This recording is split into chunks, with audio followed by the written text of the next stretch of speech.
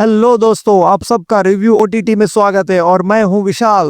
सलमान खान का action movie करना ही box office पे सक्सेस का फॉर्मूला माना गया था, लेकिन अब सिर्फ सलमान खान एक्शन सीन्स में ही बॉस दिख रहे हैं। सिकंदर का ट्रेलर मुश्किल से रिलीज के 10 या 15 दिन पहले आया। इसके पीछे 3 कारण हो सकते हैं। पहला, रिलीज के दिन तक मैक्सिमम बस क्रिएट कर सकते थे। दूसरा, मूवी कुछ दिन पहले तक शूट हो रही थी जिसकी खबरें आती रही है। और तीसरी और डरावनी ये थी कि प्रोड्यूसर को कॉन्फिडेंस ही नहीं था।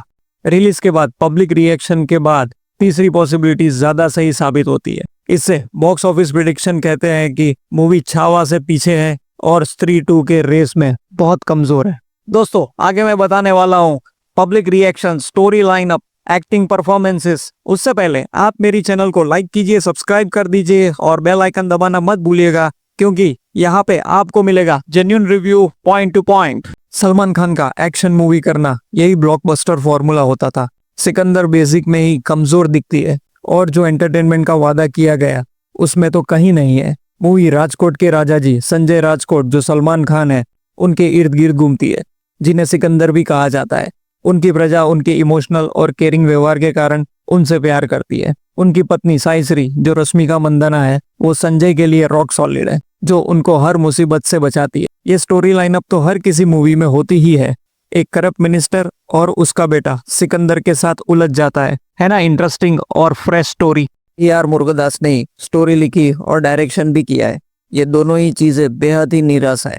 फिल्म सीधे ही सलमान खान की एंट्री से शुरू होती है। उसके बाद सही मायने में कुछ भी नहीं है, क्योंकि सीन्स जल्दबाजी में लगते हैं, स्पेशली फर्स्ट पार्ट में। विवेक हर्षन का एडिटिंग काफी खराब है। मूवी सलमान खान की सुल्तान, जो 2015 में आई थी, उसकी तरह क्रिएट कर सकती थी कि सलमान 3 लोगों की रक्षा क्यों करना चाहता है, और दूसरे पार्ट में सस्पेंस ड्रामा हो सकता। लीनियर अप्रोच के कारण यहाँ इमोशनल एक्सप्रेशंस जीरो है। सलमान अभी भी एक्शन सीन्स में बॉस की तरह छा जाते हैं। जब वो सिर्फ एक युद्ध मैदान में खड़े होते हैं तो आप जानते हैं कि उनका मतलब काम से ही है।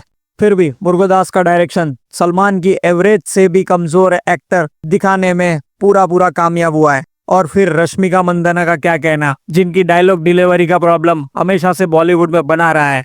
ये अनबिलीवेबल है। सलमान के साइड किक के रूप में सरमन जोशी इस छोटे रोल को एक्सेप्ट करके आपको शॉक देते हैं।